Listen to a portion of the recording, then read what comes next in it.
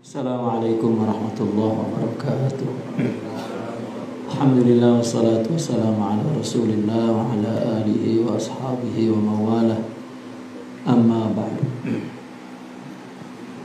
Hadratul mukarram sahibul majlis akhuna al-ustaz Mukhtar Lutfi, semoga senantiasa dalam ridha dan rahmat Allah subhanahu wa ta'ala.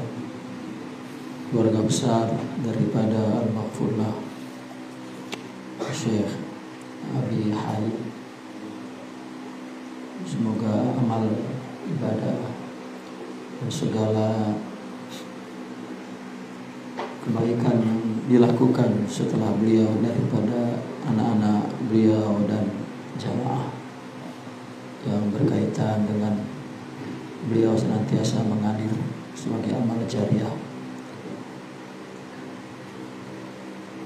Jamaah pengajian bulanan yang berbahagia, insyaallah kita akan kembali mengikuti pengajian bulanan kita yang sempat terhenti selama hampir 1 tahun. Dan alhamdulillah pada bulan ini kita dapat sambung.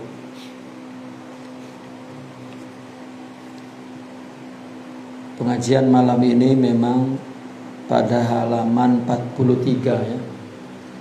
Tapi takut lupa sama pengajian yang tahun dulu.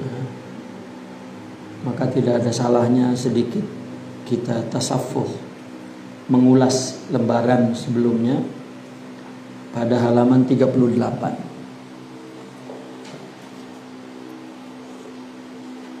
Allah.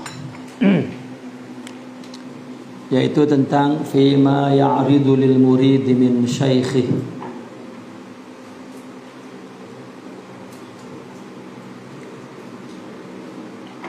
Wa ma yutlabuhu fi haqqihi.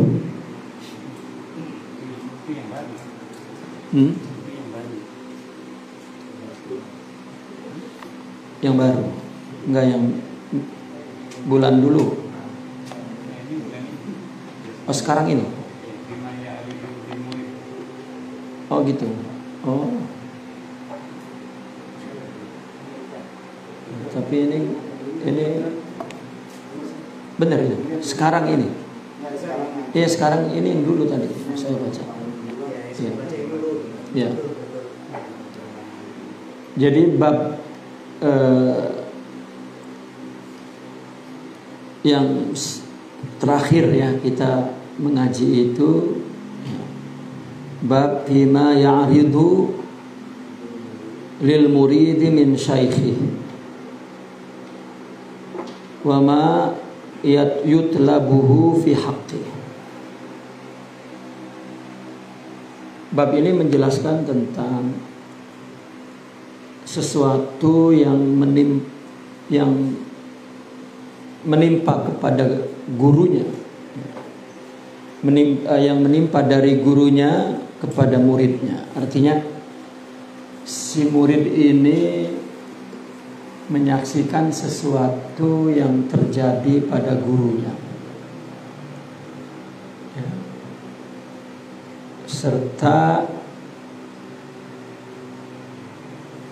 apa yang perlu atau yang dituntut atau sikapnya. Artinya yang dituntut ini sikap murid ya, dalam hak guru itu. Jika seorang murid melihat terjadi sesuatu pada gurunya, apa yang diminta dari murid ini ya, tentang hak gurunya itu.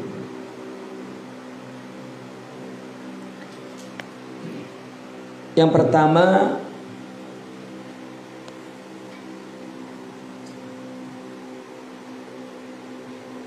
beliau mengatakan qala radhiyallahu bahwa sesuatu yang mengenai, yang menimpa gurunya itu ada kemungkinan 3 perkara. Ya, pertama, yang menafikan usul dan furu. Ada perbuatan guru menyalahi akidah dan menyalahi syariah.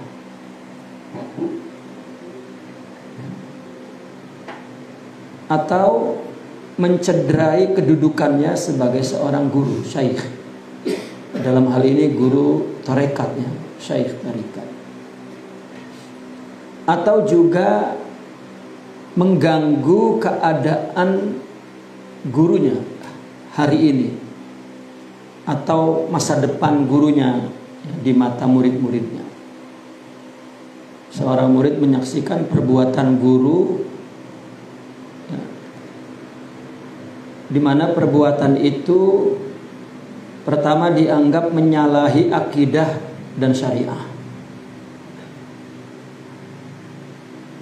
atau tidak menyalahi akidah dan syariah tetapi mencederai nama baik dia sebagai guru, melakukan hal-hal yang tidak senonoh, atau juga mengganggu nama baik dia mulai hari itu ketika dia melakukan sesuatu itu atau ke depannya.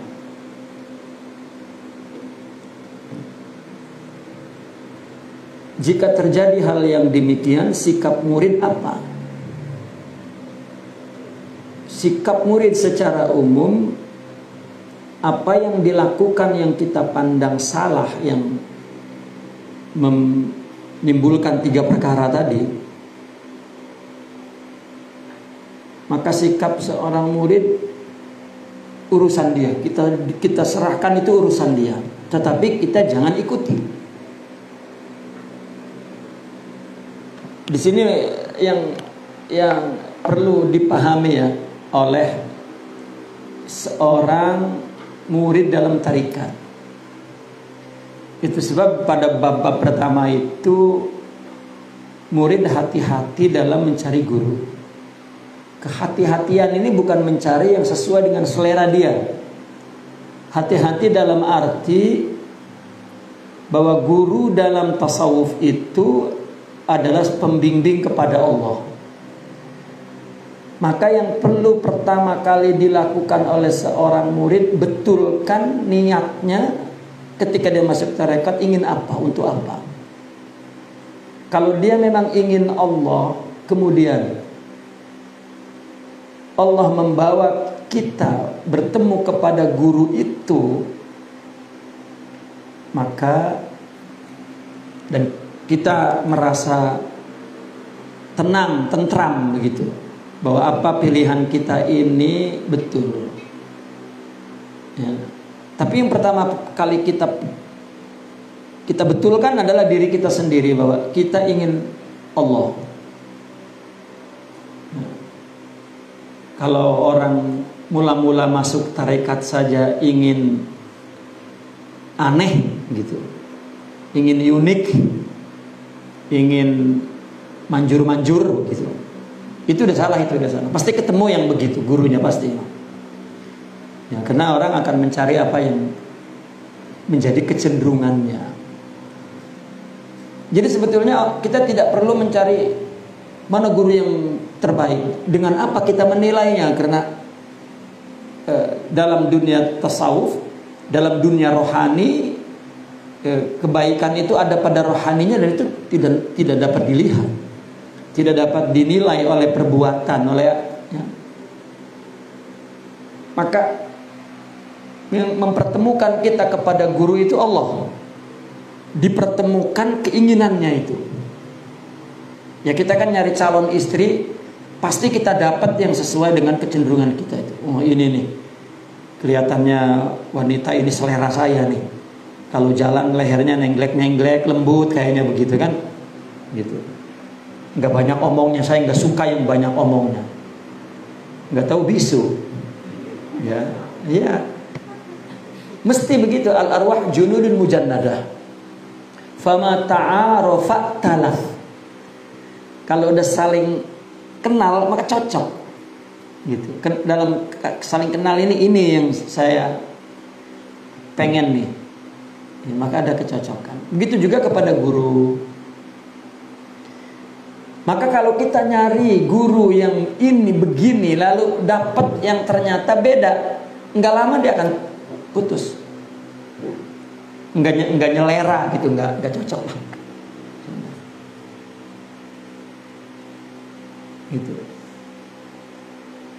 Nah, guru dalam tasawuf itu adalah mereka yang bawa kepada Allah. Orang-orang yang tidak ingin kepada Allah nggak nyelera, tidak. Ini lain nih. Nggak heboh kan gitu. Nah, jika sudah ketemu tiba-tiba terjadi perkara ini, nah ini nih ceritanya sudah oke, ini memang guru bagi dia ya. Tiba-tiba terjadi sesuatu 3 perkara tadi.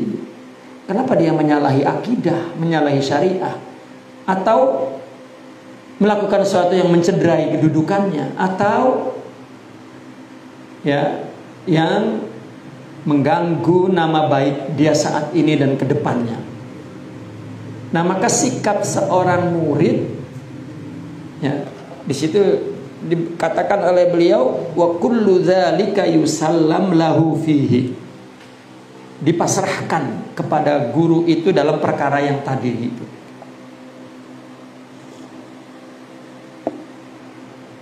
Tetapi jangan diikuti, karena kita mencari guru itu menyambungkan ikutan kita, iktidak kita kepada ruhnya,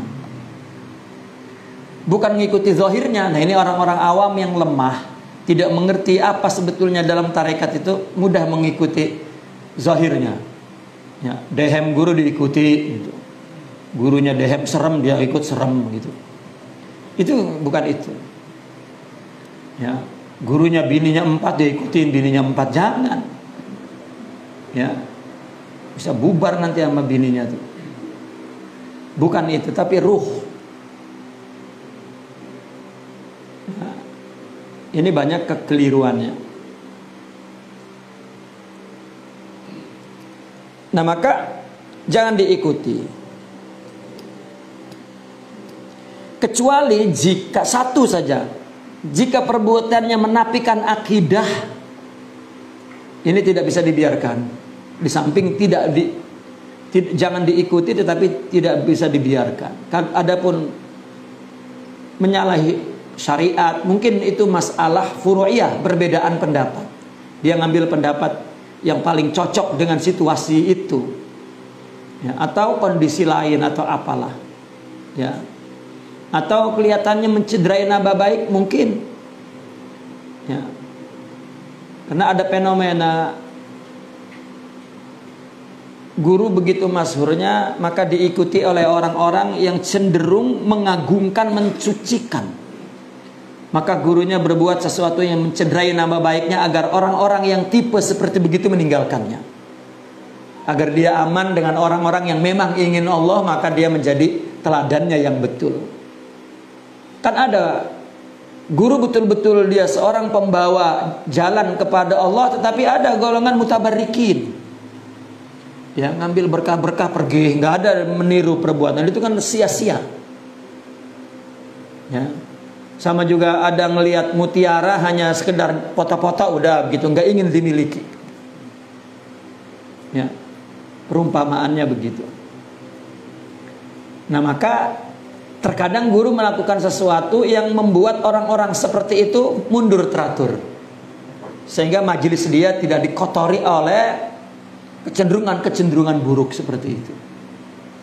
Ada orang hadir di majelis zikir memang keperluannya dunia, ya, maka mungkin seorang guru itu melakukan sesuatu perkara yang membuat tidak nyaman orang-orang seperti itu dan terus meninggalkan majelis itu. Dia nyari majelis yang cocok dengan seleranya yang rendah itu.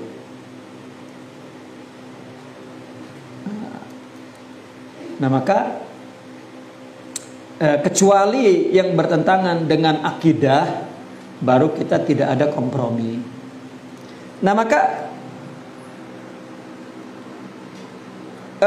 ada yang berkaitan dengan 3 perkara ini yang tidak kompromi ini.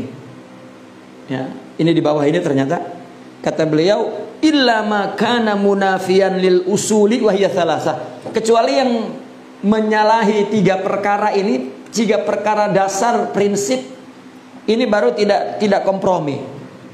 Maaf, usul di sini bukan akidah tetapi usul dalam perkara prinsip-prinsip seorang guru. Ya. Yang pertama,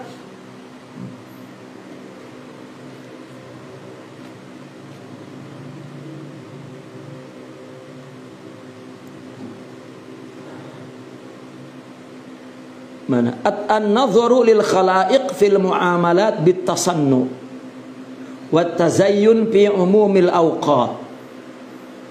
Ada guru yang senantiasa bersikap, ya, ketika dia melihat orang, ketika dia berinteraksi dengan orang, terus dia bersikap dibuat-buat, berhias-hias sebagai seorang syaikh. Ya. Jadi ketika dia ngelihat orang, terus dia pakai baju kesaikhannya itu agar, ya, tetap dipandang syaikh. Gitu.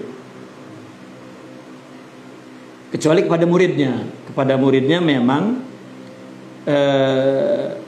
dia sebagai teladannya, maka muridnya biasanya mengingini gurunya tetap tampil ideal. Dia tidak kurang memaafkan kalau melihatnya lalai begitu. Ya. Itu pun tidak ke semua murid. Ada murid-murid yang tipologinya begitu, maka si guru memenuhi rauahnya, ya, si murid. Tapi ketika murid-murid yang dewasa dalam arti keruhaniannya, maka tidak lagi si guru itu tasannu. Tasannu itu dibuat-buat gitu. Ya, dibuat-buat, kelihatan ideal, kelihatan syaikh, kelihatan suci gitu.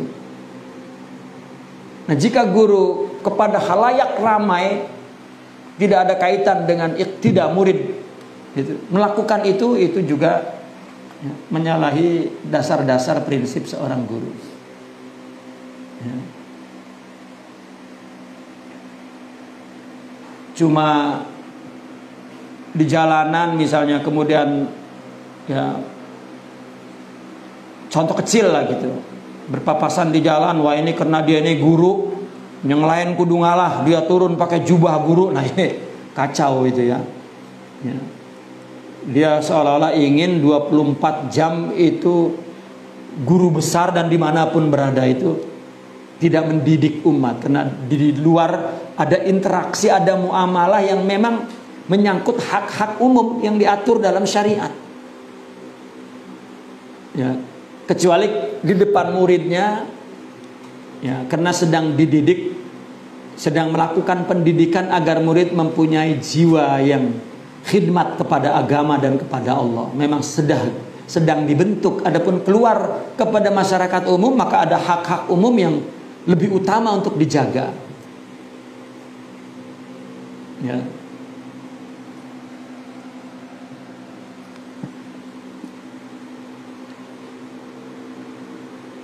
Khususnya kepada ahli dunia, kepada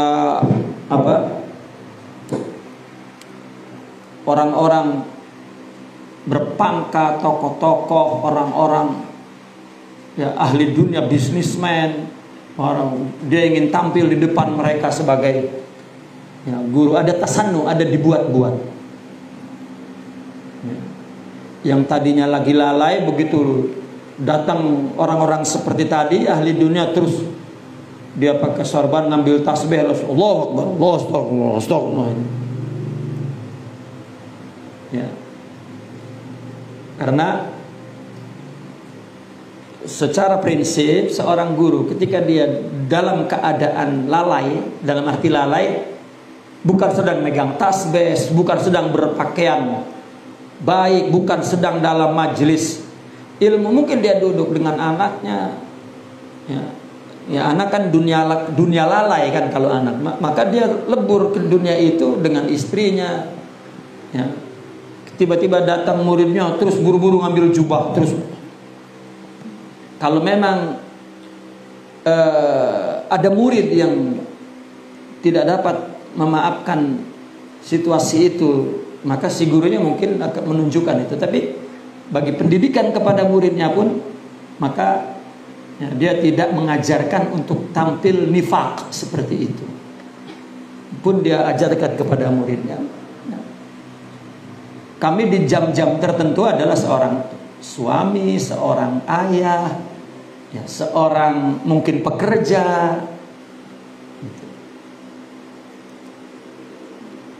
Ya, kita punya guru dulu seorang bisnismen. Satu ketika dia sedang berbicara bisnis dengan para bisnismen, ya, dengan pakai dasi dan pakai.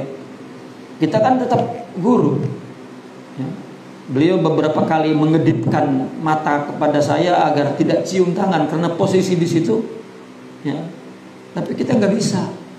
Maka kita tidak salam, tidak musafahah, gitu. Dan itu pendidikan bagi kita bahwa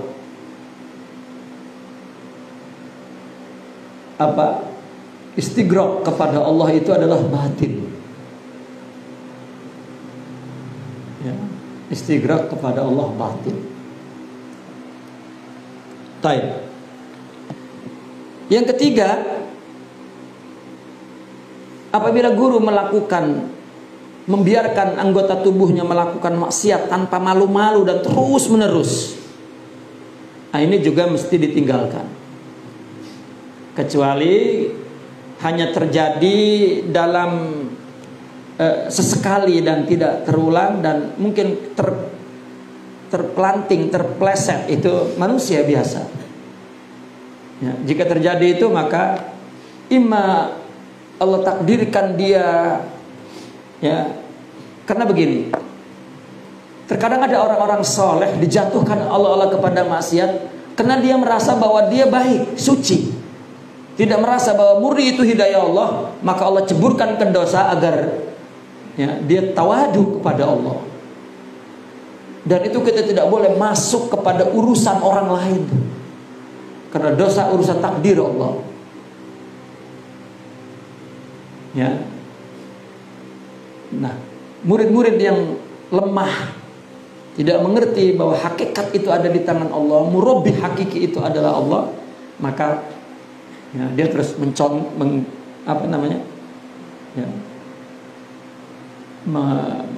menggaris miring aja, doa ini nggak betul, tidak. Ya. Karena banyak murid yang mengagungkan gurunya lebih, ya, dari kelazimannya, sehingga dia angkat, sehingga dia pun tidak mampu memuliakannya. Ini kacau. Sehingga ketika gurunya melakukan kesalahan, dia pun tidak mampu memaafkannya, karena tadinya dia terlalu mengangkat tinggi-tinggi yang dia tidak mampu memuliakannya. Ini pun murid-murid yang berselera rendah dan yang mempunyai tujuan bukan kepada Allah. Jadi etika dalam tarekat, sejak mula-mula orang masuk tarekat harus mengerti ngapain. Maka sepatutnya seorang pimpinan tarekat itu tidak menaburkan mutiara begitu, bayat, ini kacau. Mutiara diampar begitu saja, diambil oleh orang yang tidak tahu harganya. Kita membeli mutiara yang mahal saja, mengumpulkan uang itu hingga cukup, ya, dan tahu apa nilainya dalam kehidupan. Jika tidak, ya, anak kecil dikasih mutiara mungkin diletak di mana saja, dan kebanyakan, saya tidak berani mengatakan itu palsu guru itu, ya, tapi kenapa main-main seperti itu? Kita sehingga timbul fenomena bahwa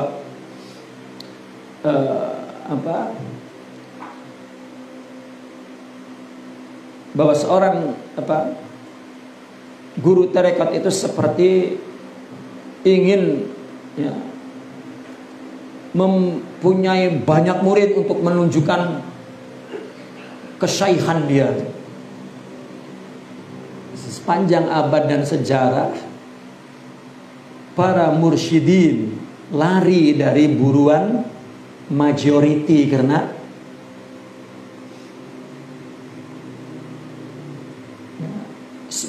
sunnatullah, ya, orang yang makin murni ketauhidannya, ya, ketinggian akidahnya itu makin sedikit. Mereka memburu yang sedikit-sedikit itu sebetulnya. Ya. Karena jika banyak maka ada psikologi kolektif ini yang cenderung kepada bukan kemurnian perilaku, akidah, dan tingkat keimanan yang tinggi. Ya, selera kebanyakan kan, selera majority kan selera itu. Dan orang yang memang kedudukannya di sisi Allah sedikit, maka punya kecenderungan kepada sedikit. Jika gebiar, ya itu memang ya kecenderungan pasaran. Begitu perumpamaannya. Itu kisah-kisah yang kita baca sepanjang sejarah para mursyidin. Dan mereka melantunkan syair-syair tentang kondisi itu. Lari dari keramaian orang. Bukan lari menjauh ke gunung, maksudnya kan ada orang salah memahami. Ya.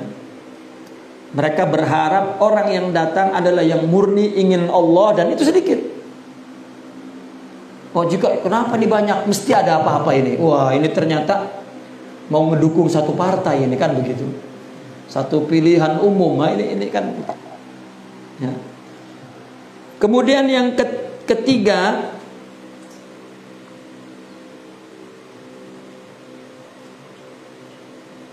oh salah sayanya. Yang pertama itu tamak, ya. Dalam kondisi apapun dia punya sifat tamak. Yang kedua tadi memandang orang terus dia melakukan tasannu. Dia buat-buat diri dia dan dia hias-hias dirinya. Yang ketiga membiarkan larut dalam maksiat tanpa malu dan terus menerus tidak berhenti sehingga dia mencederai kedudukannya. Taib. Itu yang pertama dalam arti perkara yang menafikan dasar-dasar kedudukan sebagai seorang mursyid, seorang syekh dalam tarikat. Kemudian Imam Al-Sidi Ahmad Zarruq dalam halaman 39 beliau mengatakan, fa idza ra'aita man yadda'il masyakhah mutalabbisan bi khamsin fahdharhu bi ghayati juhdik. Jika engkau melihat ada orang yang mengaku dia sebagai guru dalam tarikat tetapi melakukan 5 perkara ini yang merancukan kedudukannya sebagai syekh. Kenapa seorang syekh melakukan 5 perkara ini? Nah, jika kita mendapatkan orang yang mengaku syekh tapi melakukan 5 perkara, jauhi sedapat mungkin. Pertama, muwalatus salatin bil kulliyah. Ya, dia punya loyalitas kepada sultan total. Atau sebaliknya memusuhi pemerintah total, itu pun bukan pembimbing rohani. Ya. Ada yang loyalitas total, ada yang memusuhi total. Ya. Karena kalau yang pertama berarti bersama selera pemerintah. Ya, yang kedua menyibukkan masyarakat atau muridnya kepada sesuatu yang tidak ada manfaatnya. Dan seorang mursyid dalam tarekat tidak ada urusan dengan 2 perkara itu. Ya. Cirinya, yang pertama sangat memuji-muji, yang kedua sangat mencaci-caci. Itu tidak patut menjadi guru dalam bimbingan rohani. Ya kalau pimpinan pergerakan ya memang Itu programnya ya, itu programnya, itu lain. Kita tidak bicara itu. Nah, ini orang mengaku pembimbing rohani tapi punya sikap ya yang menyalahi itu, yang tidak mendidik itu. Yang kedua, kenapa? Karena seorang murabi itu dia memperbaiki keadaan, mempermudah keadaan. Karena apapun yang terjadi ada hikmahnya, ada pelajarannya, dan ada bagian pendidikan untuk kita. Karena mereka memang concernnya di pendidikan. Maka kita dididik oleh oleh Allah melalui takdir-takdir, melalui kehendak-kehendak Allah dalam kehidupannya. Semuanya pelajaran bagi dia. Ya. Nah, maka yang kedua, ghalabatul hawa alaihi bil intisari li nafsihi wa tisaihi fi ta'wil li syahwatihi. Dia dikalahkan oleh hawa nafsu, tetapi dia punya sikap membela dirinya. Dia mencoba untuk mentakwil-takwilkan. Wah, guru itu begini karena untuk dia. Ya. Kamu belum sampai, kalau udah sampai baru terus ya. Dikit-dikit belum sampai, dikit-dikit belum sampai gitu. Akhirnya nggak sampai-sampai muridnya tuh. Seolah-olah dia tidak boleh salah dan nggak pernah salah. Mengesankan kepada muridnya itu nggak salah-salah. Makanya dulu saya sering bilang, setelah kami paham bahwa kita itu punya guru, bukan hanya menjadi contoh kebaikan, tetapi juga contoh keburukan bagaimana dia tobatnya. Itu perlu contoh. Karena semua yang ada dalam pelajaran agama ini kita perlu contohnya. Nabi dulu maksum, dipelihara oleh Allah untuk tidak salah menurut agama, tetapi terkadang salah untuk melakukan sunnahnya. Bagaimana betulnya? Ya.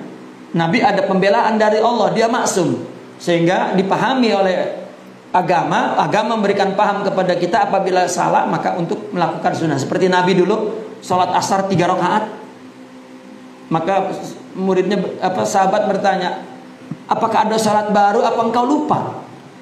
Kata Nabi, tidak, aku dibuat lupa agar menjadi sunnah untuk kamu. Bagaimana? Ya, kalau selain Nabi lupa betul, ya, melakukan kesalahan betul, tetapi dipelihara oleh Allah tidak terus menerus. Maka tadi kalau terus menerus ini tidak boleh dibiarkan, harus ditinggalkan sebagai guru. Ya. Dan saya pernah cerita dulu kan bagaimana seorang guru jatuh kepada maksiat lalu kemudian kembali. Karena mungkin tadinya aman sekali, dia betul-betul tidak melanggar syariat sehingga dia merasa bahwa dirinya bersih, maka ditegur oleh Allah dengan melakukan maksiat. Maksiat itu kan menyalahi syariat aturan Allah, syariat Allah. Allah yang beri maaf, selesai. Ini aturan saya, lalu Anda melanggar, saya yang beri maaf, kan selesai sudah urusannya. Dan Allah buat itu memang untuk dimaafkan. Ya, banyak hikmahnya dosa itu, maka jangan pernah memandang rendah kepada orang pembuat dosa. Ya. Kalau dia juga tidak bertobat, tetapi itu pelajaran bagi kita. Mungkin kalau tidak ada peristiwa di depan kita itu, ya, pada orang lain kita yang melakukan itu.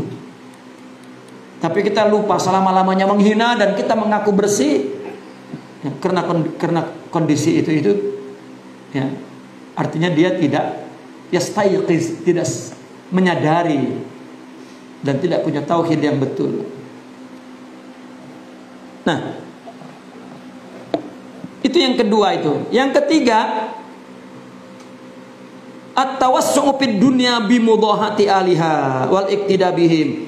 Dia berlapang-lapang, berluas-luas dalam urusan dunia dengan mengikuti ahli-ahli dunia. Ya. Dia berbisnis, dia mempunyai kemewahan berbagai-bagai untuk menyerupai ahli dunia. Karena sebagian aulia ada yang berselimut di balik kemewahan. Ya, untuk pelajaran bagi murid-muridnya bahwa dunia, ya, lemah ketika jiwa itu kuat. Tapi jika memang hidupnya bermewah-mewah, maka, ya, ini pun jika dia mengaku, ya, mengaku sebagai seorang mursyid, tetapi ya, kesempatan kedudukan mursyid itu untuk memperkaya diri dan memewah-mewah ini juga bukan seorang mursyid.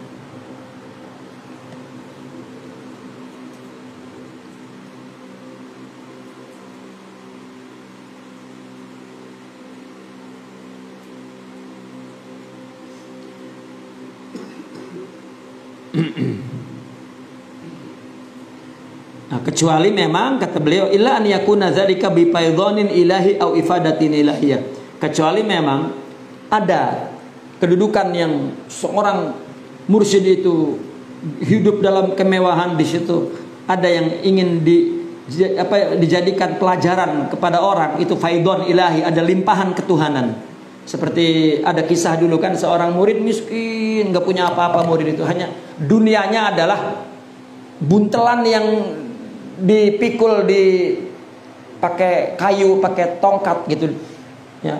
Dia buntel pakaiannya, mungkin barangnya, dunianya udahlah segitu, enggak ya. Miskin banget, dunianya hanya dalam buntelan itu semuanya. Dia mencari guru, dia dengar di satu tempat, dia datang. Begitu dia datang ngelihat gapura rumah, ini bener nih. Dia nanya, "Tuan, ini bener Syekh Fulan?" Iya, terus aja masuk. Dia gapuranya besar, Masya Allah. Begitu masuk, dia udah ngelihat tanaman-tanaman buahan dan banyak pekerjanya. Ini punya siapa? Ini punya Syekh Fulan. Waduh, begitu keluar dia banyak ternak kerbau apa semua, kambing. Itu punya siapa banyak? Itu punya Syekh Fulan. Waduh. Dia masuk lagi, ya, dia melihat satu istana mewah, taman-taman indah. Ini rumah, itu tinggi banget istana, itu rumah dia. Dia melihat pintunya tinggi banget. Dia buka, Masya Allah, itunya anunya marmer. Akhirnya dia taruh, malu bawa buntelan itu, malu ke dalam istana, dia taruh di belakang pintu. Dia simpan, lalu dia jalan. Itu masuk ke dalam istana aja, ya, begitu panjang dan luas, baru sampai kepada ruangan, ya, Syekh itu. Dan Syekhnya duduk membelakangi dia. Maka dia menyampaikan salam, "Assalamualaikum ya Syekh Fulan." Ya, baru dia berbalik, "Waalaikumsalam." Si murid itu menatap saja. "Apakah Anda Syekh Fulan yang masyhur dikenal orang yang zuhud?" "Iya, saya nggak melihat Anda zuhud ya Syekh.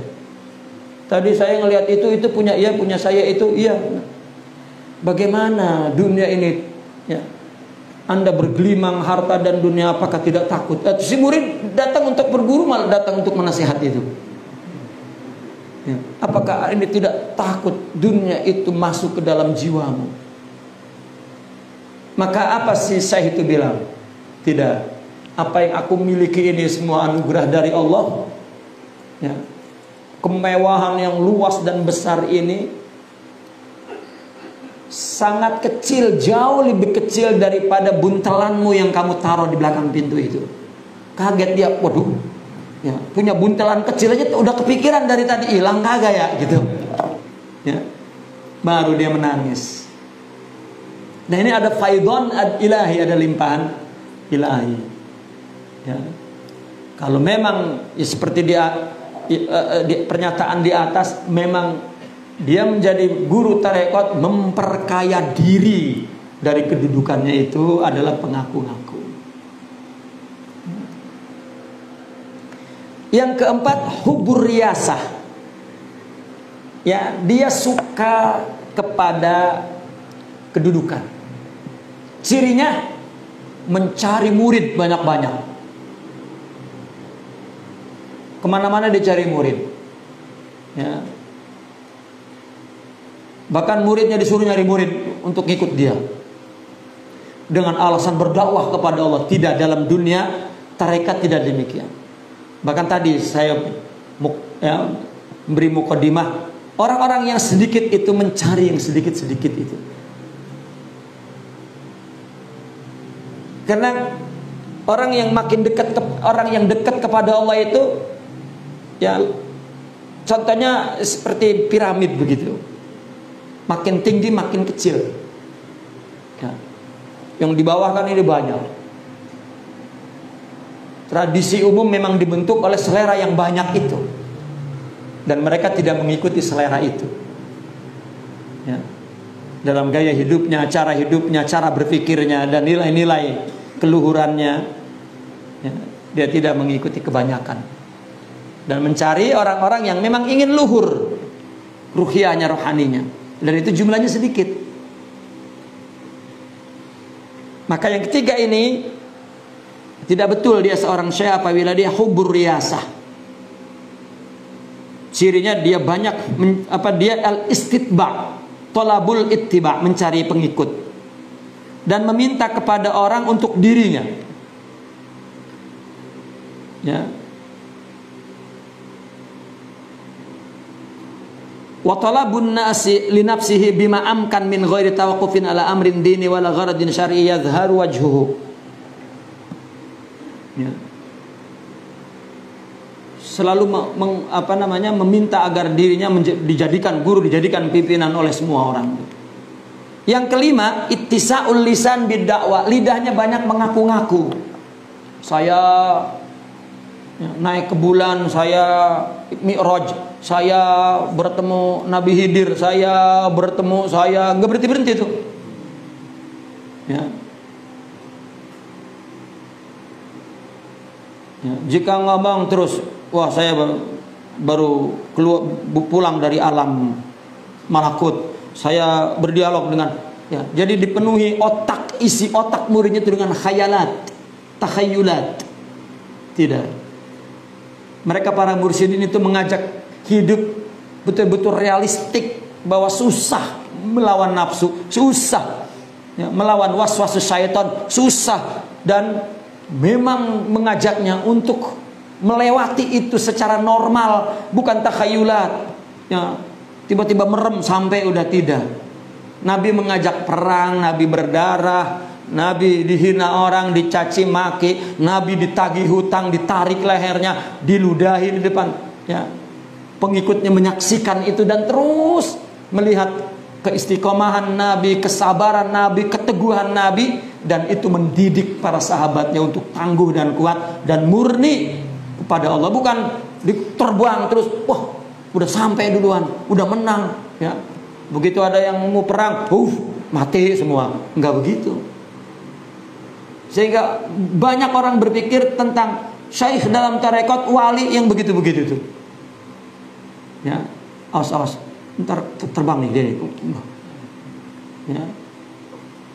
Kalau dia jalan kelanggar mobil, kayak mobil hancur, pengennya kan begitu. Orang-orang yang awam, ya tabrak sama kita dah kalau gitu mah. Ya. Kalau dengar cerita, wah dia ditabrak, tapi begitu tabrak, ya enggak tabrak, wah itu segut tuh, tahu segut. Cerita-cerita begitu tuh ya. Ya, itu zauqun sakhif, yakni selera yang receh, rendah. Bukan begitu kehidupan ini. Ya. Nah, banyak orang mengaku-ngaku, dan salah satu cirinya dia sering merendahkan seseorang. Si fulan itu sebetulnya bukan apa-apa itu dulu. Pangkatnya di bawah saya itu. Ya. Saya dulu mencari guru itu yang katanya hatinya suci, mesti lidahnya suci. Jika lidahnya menyebut nama seseorang merendahkan, udah saya conteng saja, ini nggak betul. Ya. Maka ketika saya ingin mengambil seseorang itu guru saya puji-puji orang lain di depan dia ikut puji. Ya, saya kepengen, ya kalau bukan seorang saya, siapa itu? Kamu nggak tahu aja dia, mesti begitu. Itu wallahi. Ya, wallahi itu dulu saya berpikir itu bukan seorang mursyid. Karena kita melihat prinsip-prinsip dalam kitab-kitab mereka para aulia itu, orang yang sampai kepada satu tingkat makrifat yang tinggi, wusul, tidak melihat orang itu salah. maka tidak timbul pikiran untuk memburukan, menghasut, mendengki kita. Dan memandang kesalahan itu ujian dan hikmah, positif sekali pandangan dia, maka tidak ada yang salah di mata dia. Ya, kan orang tidak mau mendengar orang dipuji sama kedudukannya dengan dia, tidak mau. Oh, tidak sama, saya ini pangkatnya sudah wali besar. Dia masih wali nol kecil, saya udah wali nol besar. Ya, ini itu pun tinggalkan sedaya mungkin.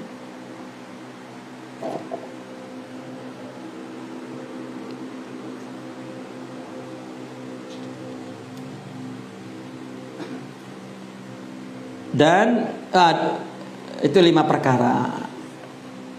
Ini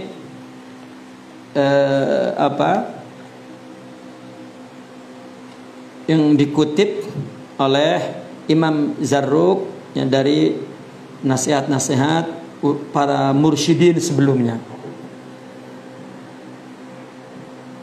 Nah, maka kata beliau, jika kita melihat ada seseorang bersahabat dengan salah satu para pengaku di atas, ya, maka kita pun memberitahunya jangan memburukan, ya, yang dijadikan gurih oleh dia, ya, secara terang-terangan, tidak boleh. Itu pun tidak mendidik, tetapi kawani dengan baik dan bawa kepada orang yang memang mempunyai bimbingan yang betul, ya, dan diajak untuk mengikuti ilmu. Karena memperbaiki mereka itu, ya, tidak boleh kita guru kamu itu, tidak, tapi terus kita bawa kepada ilmu. Nanti dia punya ilmu, nanti dia akan mengikuti ilmu itu sendiri, ya.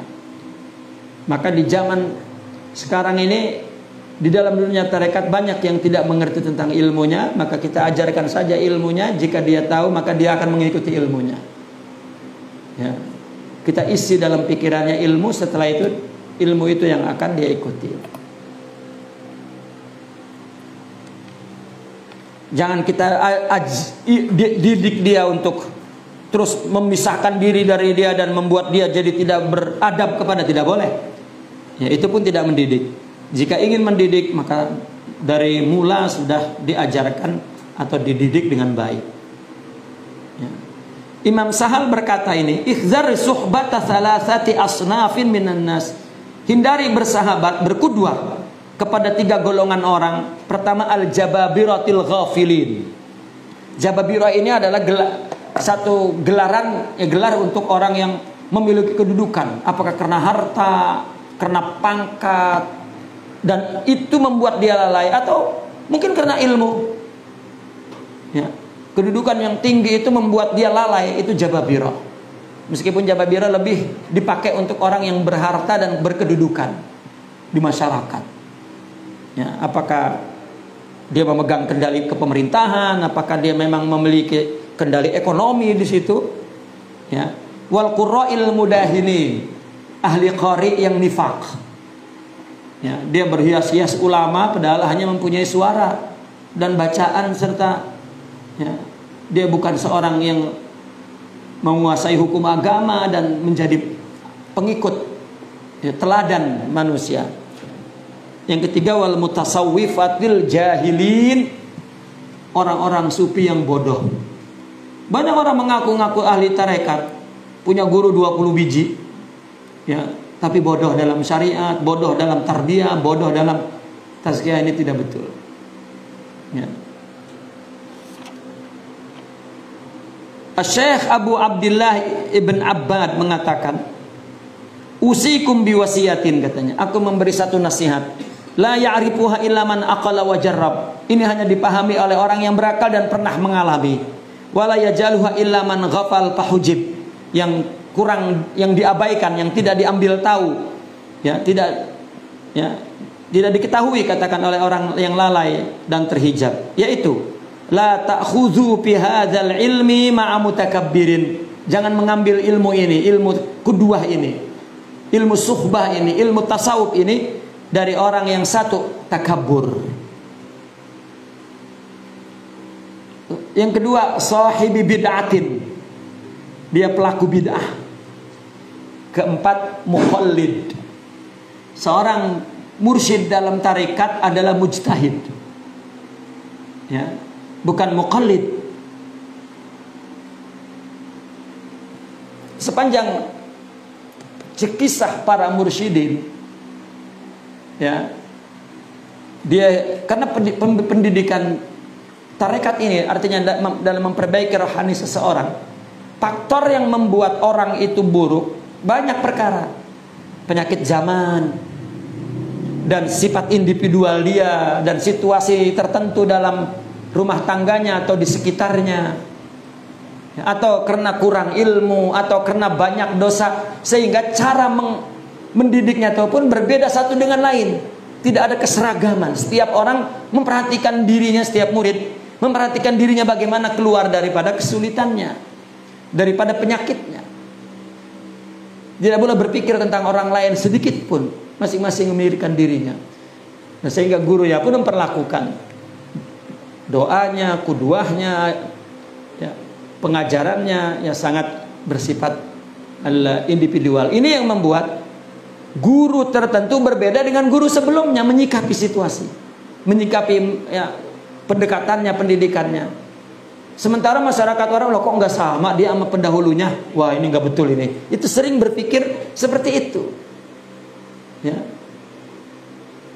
Dulu gurunya pakai baju hitam, dia pakai baju hijau, wah menyalahi ini, yang begitu-begitu itu. Ya. Karena mungkin diciptakan oleh guru-guru yang jahil ini, wah itu nggak sama guru kita sama guru kita. Itu muqallid namanya.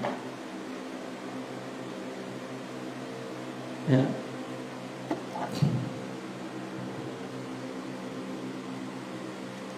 Yang kedua bid'ah, ketiga muqallid. Kibr fatabaun yamna'u fi fahmil ayati wal ibar. Ya. Karena orang yang sombong itu satu karakter yang menghalangi dia untuk memahami Al-Quran dan pelajaran-pelajaran Al-Quran. Bid'ah fatuqi'u fil balayal kubar.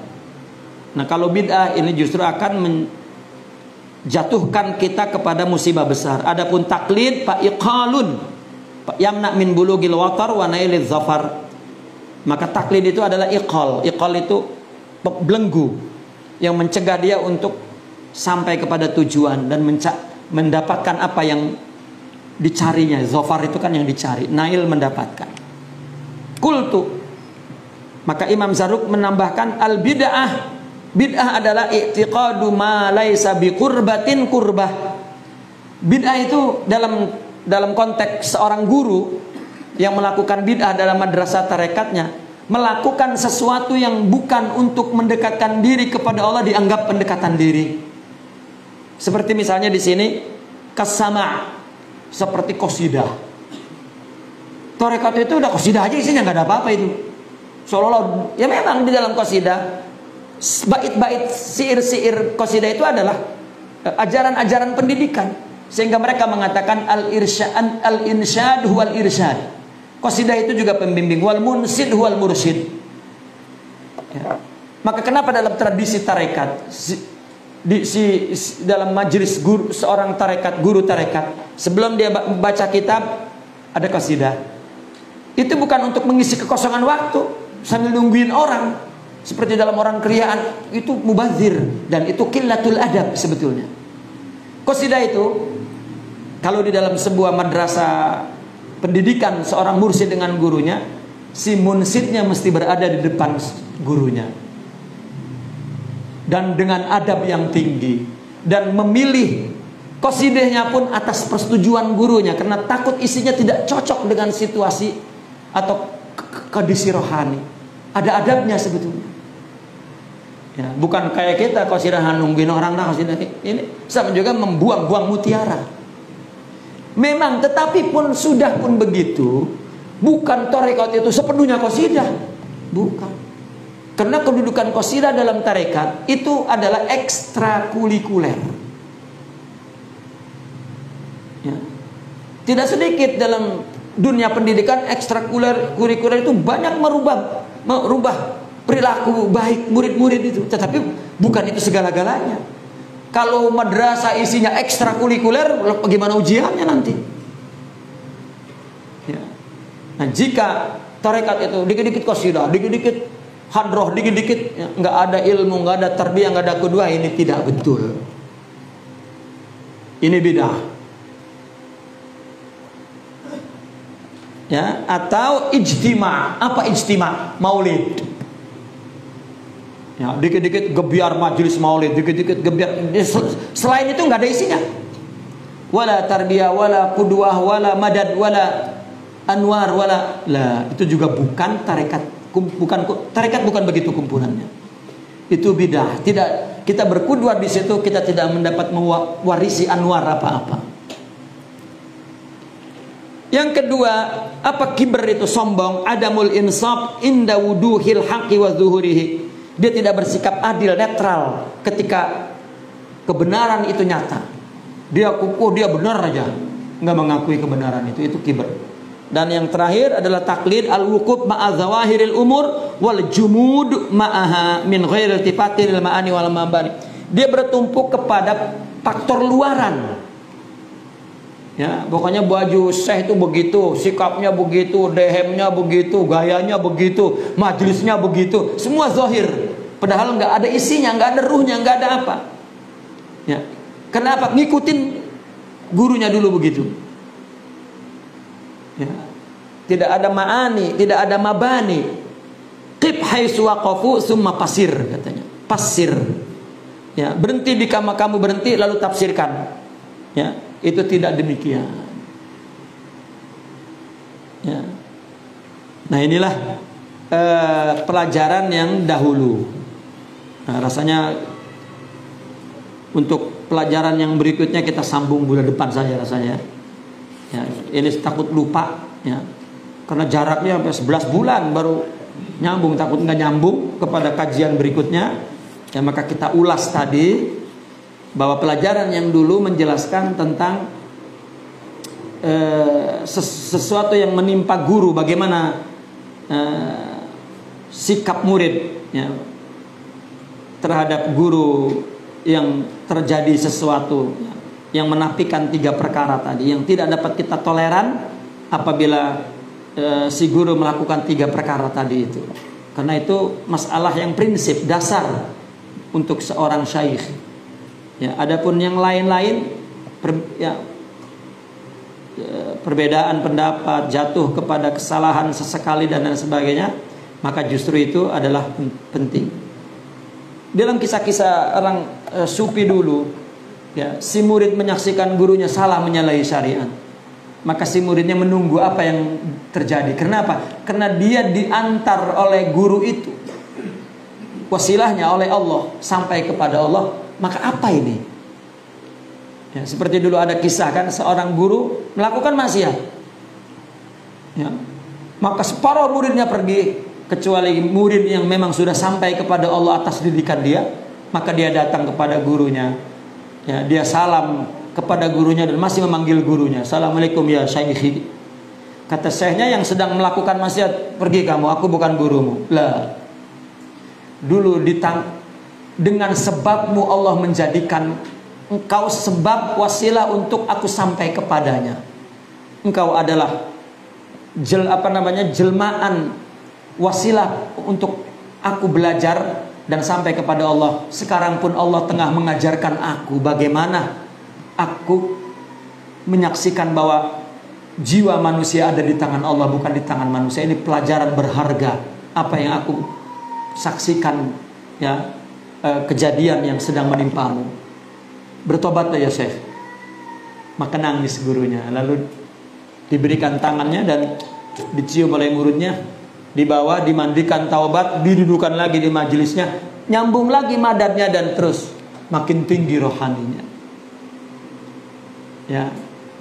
Secara umum pun kita kepada sesama muslim, ketika kita melihat orang melakukan maksiat hari itu, jangan kita pandang buruk di kemudian harinya. Mungkin malamnya sudah bertobat dan Allah sudah menerimanya, dan dia naik derajat rohaninya dengan dosa itu, sementara kita masih memandang rendah saja. Itu bukan cara hamba yang betul, ya, dari menyikapi Allah, menyikapi orang-orang yang dekat kepada Allah. Tidak demikian sikapnya. Apalagi orang yang kita berbaik sangka kepada mereka, para ulama. Para ulama yang ilmunya tinggi, mungkin kita melihat ada perbuatan dia, perkataan dia kelihatannya menyalahi, tidak. Ya, ada situasi yang dia jaga, sekedar berbeda pendapat. Dan jika kepada ulama mesti begitu, apapun yang berlaku. Ya. Bahkan kepada siapapun kita tetap bersifat menyikapinya seperti, apalagi maksudnya kepada orang yang kita berbaik sangka, dia ulama, dia orang-orang soleh. Sepatutnya lah sikap kita sebagai orang muslim begitu kepada sesama, untuk menciptakan situasi agar memberikan kesempatan kepada satu sama lain untuk berubah menjadi baik. Tidak sedikit anak-anak muda yang ingin baik, tiba-tiba lingkungan yang mengatakan, wah ilah soleh, nggak jadi tuh soleh jadi anak muda tuh. Ya. Itu soleh, begitu melakukan kesalahan, santri apa itu begitu, itu tidak menciptakan situasi yang satu sama lain saling memberi kesempatan untuk salah dan memperbaiki diri dan mendukung, ya, untuk menjadi baik. Mestinya begitu masyarakat muslim. Dan sebetulnya orang-orang di tarekat dididik untuk bersikap seperti itu. Dia hanya melihat Allah saja. Mesti ada manfaatnya apa yang telah Allah ciptakan di muka bumi. Iblis saja manfaatnya besar tuh. Kalau nggak ada iblis kita nggak naik tingkat, nggak naik derajat. Udah nggak perlu pikirin iblis, mengiblis-ibliskan iblis, udah nggak perlu. Ya, masing-masing memperhatikan dirinya dan ya merubah dirinya untuk semakin baik dan dekat kepada Allah Subhanahu wa taala. Baiklah, ya, jamaah sekalian, ya, kita pikir untuk kali ini itu saja. Insyaallah kita sambung pada bulan depan, ya, dengan bacaan yang baru. Aku qouli hadza wa astaghfirullah li wa lakum. Naqif huna walhamdulillah. Al-Fatihah.